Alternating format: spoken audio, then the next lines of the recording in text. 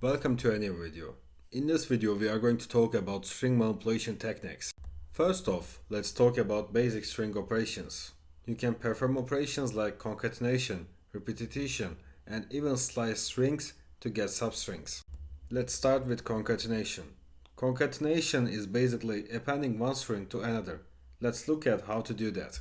We will create strings like string 1 and we will say hello here, and let's create string 2 as world, and we will say concatenated string, and it's going to be string 1 plus this and string 2, and let's print concatenated string.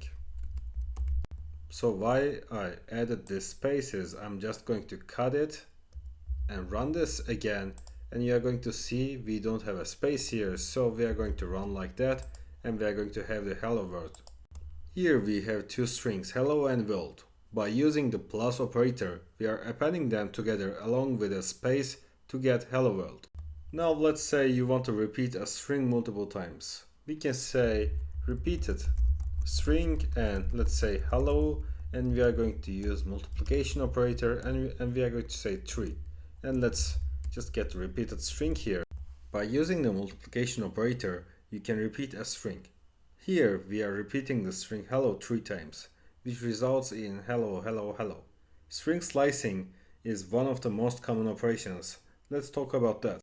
So let's create a text like Python is amazing, and what we can do here is we can just take the text 0 and 6 like that, and you are going to see our first 6 characters is displayed. And let's get the 7 to 9 here, and we are going to see the is here.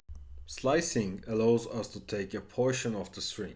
Here we took the substring Python by specifying the start index 0 and end index 6. Then we took the substring is by specifying the start index 7 and end index 9. Python provides us with a lot of built-in methods for string manipulation, and let's talk about that. We are going to start with the strip method. The strip method removes leading and trailing white space. So let's say text, and we will use hello world like this with the spaces at the starting and the end. And let's say stripped text, and we will use text.strip here. And let's get the strip of text. As you can see, the leading and trailing spaces are removed. Now we are going to talk about lower and upper. The lower and upper methods can convert a string to lowercase or uppercase.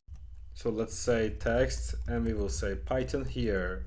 Then we can just do text.lower like this, and you are going to see all of our characters in lowercase, and we can just do text.upper like this, and we are going to see we all have uppercase characters here. Often you will need to find the position of a substring within a string. Python provides methods like find and index for this. The find method returns the index of the first occurrence of a substring. If it doesn't find, it returns -1. Let's check that. We will say text, and we will say welcome to Python programming. And let's get the result. Text, find. We are going to search for Python in our text, and I'm just going to get the result here, and you can see that it's at the index. We are searching for the substring Python in our text. The method returned 11, which is the starting index of Python in our string. Index is similar to find, but it raises an exception if the substring is not found. Like we can just say result text.index Python, and let's get the result, and you can see it's going to give the same thing, but let's just change that Python to JavaScript in both of them and see the difference.